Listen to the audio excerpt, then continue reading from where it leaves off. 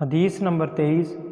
رسول اللہ صلی اللہ علیہ وسلم نے فرمایا کہ میں ایک وقت سو رہا تھا، میں نے خواب میں دیکھا کہ لوگ میرے سامنے پیش کیے جا رہے ہیں اور وہ کرتے پہنے ہوئے ہیں، کسی کا کرتا سینے تک ہے اور کسی کا اس سے نیچا ہے۔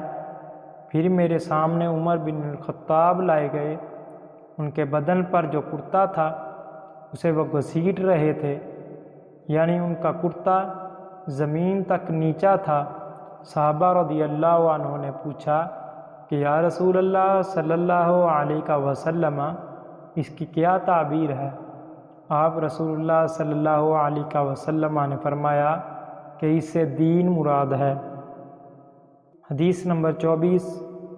ایک دفعہ رسول کریم صلی اللہ علیہ وآلہ وسلم ایک انصاری شخص کے پاس سے گزرے، اس حال میں کہ وہ اپنے ایک بھائی سے کہہ رہے تھے کہ تم اتنی شرم کیوں کرتے ہو؟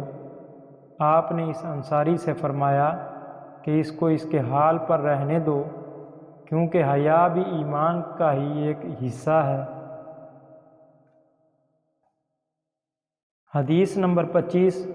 رسول اللہ صلی اللہ علیہ وآلہ وسلم نے فرمایا، مجھے اللہ کی طرف سے حکم دیا گیا ہے کہ لوگوں سے جنگ کروں اس وقت تک وہ اس بات کا اقرار کر لیں کہ اللہ کے سوا کوئی معبود نہیں ہے، اور یہ کہ محمد صلی اللہ علیہ وآلہ وسلم اللہ کے سچے رسول ہیں، اور نماز ادا کرنے لگیں اور زکوٰۃ دیں۔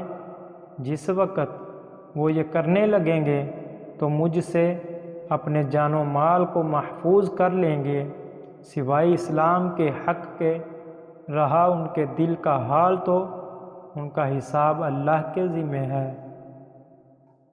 حدیث نمبر 26۔ رسول اللہ صلی اللہ علیہ وآلہ وسلم سے دریافت کیا گیا کہ کون سا عمل سب سے افضل ہے؟ آپ نے فرمایا، اللہ اور اس کے رسول پر ایمان لانا۔ کہا گیا، اس کے بعد کون سا؟ آپ نے فرمایا کہ اللہ کی راہ میں جہاد کرنا۔ کہا گیا، پھر کیا ہے؟ آپ نے فرمایا، حج مبرور۔